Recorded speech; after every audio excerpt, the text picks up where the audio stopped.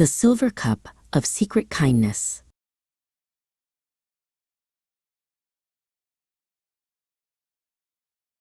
The sun was just beginning to peek over the golden horizon of Egypt.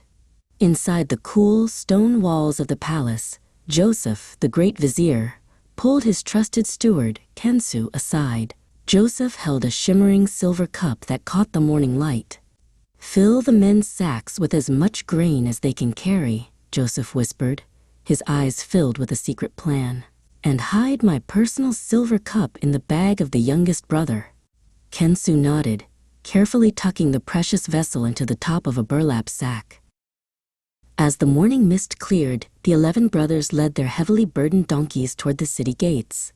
They were finally going home to their father, Jacob, and their hearts were light.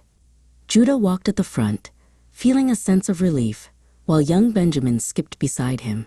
They had survived the famine, they had found food, and most importantly, they were all together. The dusty road ahead of them seemed to lead straight toward peace and safety. They hadn't traveled far when the sound of galloping hooves thundered behind them. The brothers spun around, their hearts sinking as they saw Kensu, the steward, riding toward them with a team of guards. Kensu pulled his horse to a halt, his face stern and accusing. "Why have you paid back kindness with such evil?" he shouted. "One of you has stolen my master's special silver cup, the one he uses for his most important business." The brothers gasped in horror. They were honest men, or at least they had tried to be for many years. "We would never do such a thing," Reuben cried out, stepping forward to defend his family. "Search us.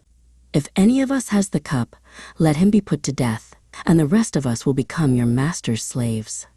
Benjamin stood tall beside his oldest brother, nodding firmly. They were certain that no one among them would dare steal from the vizier. Kensu climbed down from his horse. He began to search the sacks, starting with the oldest brother and working his way down. The brothers watched anxiously as grain spilled onto the dry ground. One by one, the sacks were emptied, Reuben's, Simeon's, Levi's. But there was no silver to be found. Levi stood by his donkey, watching the steward's hands with a look of growing hope. It seemed their innocence would be proven after all. Finally, Kensu reached the very last sack.